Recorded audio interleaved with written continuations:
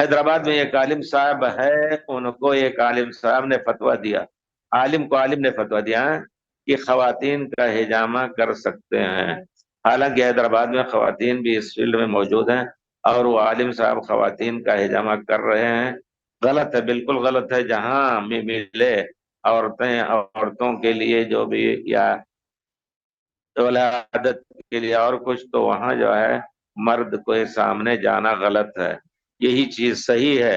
اور یہ کہ مردوں سے، یا جو لوگ رقیہ کرتے ہیں ہاتھ سر پہ رکھ کر کے، یہاں تک کہ بعض لوگوں کے بارے میں بتایا لوگوں نے کہ بعض ملکوں میں، نام نہیں لینا چاہتا، ہو سکتا ہے بیچارہ سن لے تو کہ ہمارے ملک کی بدنامی ہو رہی ہے، ان کے یہاں لڑکیوں کو وہ کیا نام ہے، بچپن ہی میں کچھ ایسا جادو کرا دیتے ہیں، کوئی اس کے ساتھ غلط کام نہیں کر سکتا ہے، کوئی مسئلہ کامیاب ہی نہیں ہوگا۔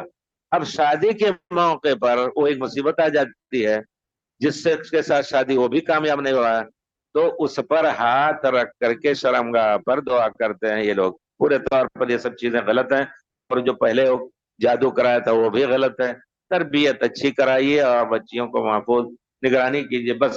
تو یہ جو کام کر رہے ہیں کہ حجامت کر رہے ہیں، یہ غلط ہے، ان کو نہیں کرنا چاہیے، خواتین ہی کا اختیار ہونا چاہیے انشاءاللہ۔